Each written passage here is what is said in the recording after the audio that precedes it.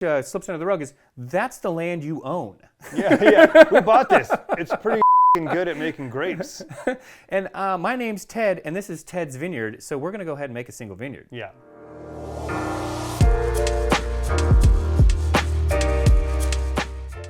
Hi, and welcome to another episode of Lucky Rock Wine Lounge. I'm Jesse Inman. And I'm Aaron Single Site Inman. We're not talking about rifles. And what are we talking about today, Aaron? Today we're going to be talking about vineyards and how they impact a wine. Especially blends versus single vineyard designates. So after that stimulating, insightful, titillating conversation, we're going to taste two wines. Same producer, same vintage. One's going to be a blend of vineyards, same varietal, and one's going to be a single site, single vineyard expression. You know how sometimes people don't like and subscribe when they watch our show? I've run into that problem. It's pretty rude. Okay, so just to clarify, when we're talking about blends, we're talking about a single variety blend versus a Rhone blend, which is multiple varieties blended together to create a complete wine. Yeah, that would be one example, or like a Bordeaux blend that's going to have like Cabernet, Merlot, things of that nature. We're talking about same grape blended from different vineyards as opposed to made from a single estate. Yeah. So why make a single vineyard? Well, you'd make a single vineyard if there's a site that is particularly perfect for growing a grape. Maybe it has a certain characteristic you wouldn't get from another site that you really want to harness. Yeah, I think the romantic side of it is that location has something to say, right? Yeah. There's like an expression of the place. And then a lot of times which slips under the rug is that's the land you own. Yeah, we bought this. It's pretty good at making grapes.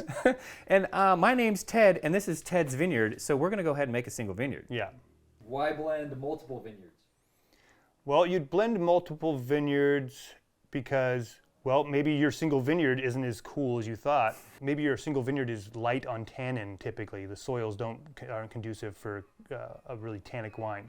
Then you might blend in a wine that's really tannic and it'll even you out. And so it's kind of, you're blending in, so it's a game of averages at that point. I like to think of things as like a clock in a vineyard. You've got your ripeness levels, and then you've got your acid levels, and you've got your tannin levels, and you've got your kind of like expression levels. And a lot of times they're all lined up in single vineyards, right? But sometimes they're not. And then those different vineyards that you're pulling from different areas, then you can kind of blend to get all those clocks like on the same time. And that's a really a good reason to blend, in my opinion. You get just maybe a little more complexity from that. What do you think the price difference is? Well, a lot of times it's manufactured.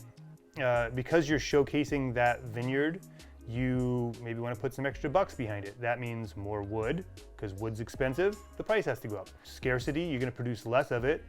If there's less of it, there's less people to buy it. Supply demand, there's more cost. And that's about it. I mean, it's really, a blend in theory could be a better wine because it has all of these different components you can put together to make a complete wine versus a single vineyard might not have all those. Single vineyards are, in theory, should be pretty rare because they're really pretty special vineyards. Yeah, and a lot of times I feel like it's almost like a self-fulfilling prophecy with single vineyards too, because, and I'm not knocking, there's some amazing single vineyards, but a lot of times because it is seen as a special place, it gets farmed a little bit more impeccably. Mm-hmm. So maybe you're not using any machinery, maybe you're using it all by hand. And so the scarcity has a lot to do with that pricing too, though, like you were mentioning earlier. There's only so much of that particular vineyard. I want that. I want that vineyard. What do you think the main difference in flavor is? The main difference in flavor... It's a big question. Yeah, absolutely. Well, that depends on where your vineyard is, but it's almost more like what is the difference between the flavor profiles in a single vineyard from year to year. A really nice single vineyard is going to have a lot of consistency, like it always ripens really well, but you are going to get potentially more swings up and down in all of the either acid, alcohol, fruit components, whatever, versus a blend, because you're blending over multiple vineyards and potentially bigger geographical area, you're going to get more or less, I guess, variation between them. A lot of times it's concentration. I feel like single vineyards are a little more of a concentrated version of a wine's offerings because of how they're farming it sometimes. Sometimes it's their best site, it gets the most attention. One thing we didn't talk about is how you're making that wine. We alluded to it. Maybe you're bleeding off a little bit of that Saunier and concentrating down that fruit. Maybe it's getting hand sorted and then berry sorted. It's going to be a little bit more concentrated. It's probably going to have a little bit more oak, and usually, not always, but usually a little bit higher alcohol because it's getting a little bit longer hang time. Yeah, and to your point, if you're bleeding off juice, I mean, you're increasing the amount of skin per juice, and so that's like having 2 tea bags in your tea, so it's more intense. So that I knew he was going to slip a prison joke in. tea bag. So that means you have less quantity. So you're making those grapes that you picked and put all that work into more expensive by bleeding off and putting it in a rosé or putting it in your blend wine or whatever. So Lastly, is one superior to the other?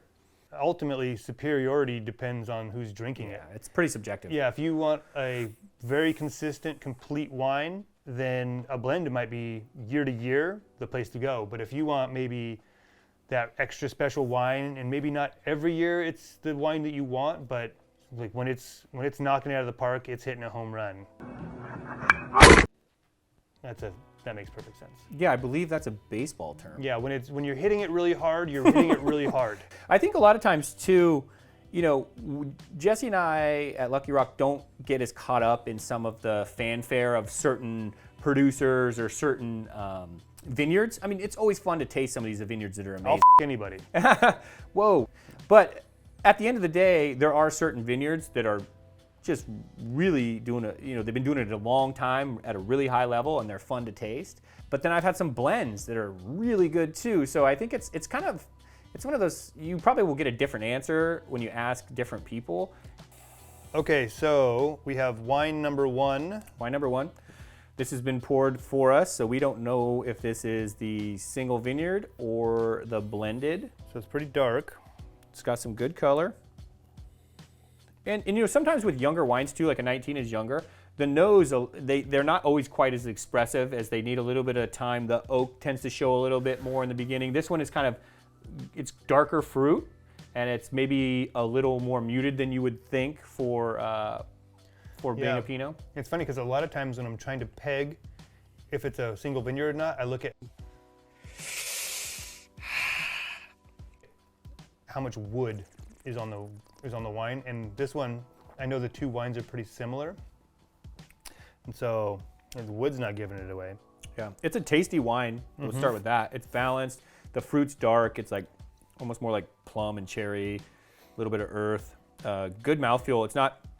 It's got good tannin, good acidity. It's a well-balanced wine. Before I say what the wine is, I usually like to taste the other one to kind of play it off. Agreed. But if I had to guess right off the bat, I would call this the blend. Same. Yeah, I don't know why, per se, other than it does. It's seamless. It misses a little bit of nuance, maybe, because it is such a complete wine. There's no like one Sure. thing that's setting it apart from maybe a single vineyard, but we'll have to try the single vineyard to be able to. Yeah, and when we taste the next wine, we'll have a little more information. When you're tasting, you kind of play them off of each other. So, We got wine number 2 here. Again, poured blind. We don't know which one this is. so it's just a touch lighter in color, I'd say. Touch lighter in color. Which could be because it's single vineyard, but also could be because it was the less nice components from the single vineyard and didn't have as much color. So it's kind of confusing.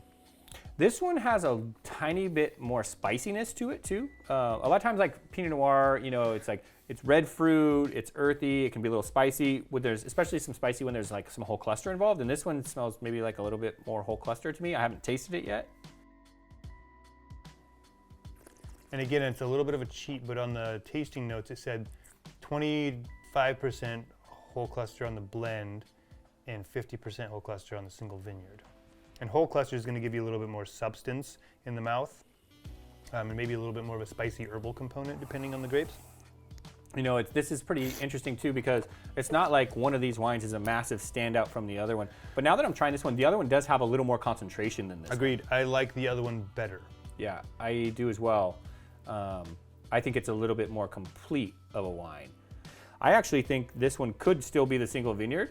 I think the lightness could be from where it's from, not so much how it was made, if that makes sense. These are all just hypotheses. Totally. This kind of stuff is tough. But now that I'm tasting this, I think the other one's the single vineyard. I think it's got a little bit more concentration. It's The a little bit more of a concentration is there complete on the wine. other one. If I were to make a single vineyard, that's the one of the 2 that I would Sure. want to be it.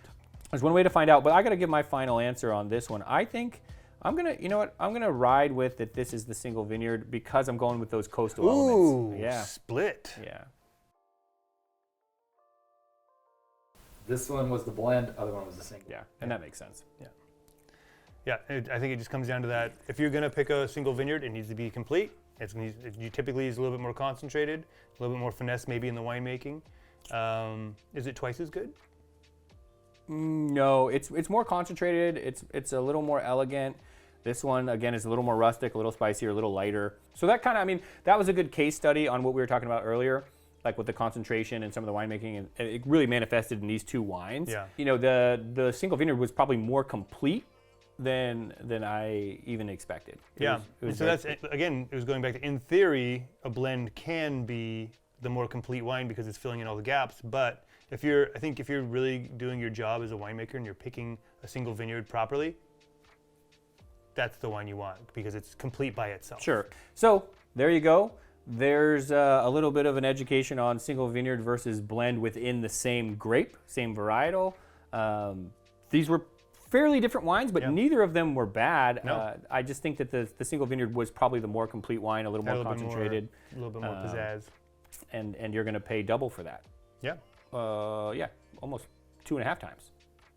I'm not strong at math. So anyways, this was kind of fun. Now go out and purchase within your price point. Yeah. Enjoy. Cheers. Cheers. See ya on the next episode.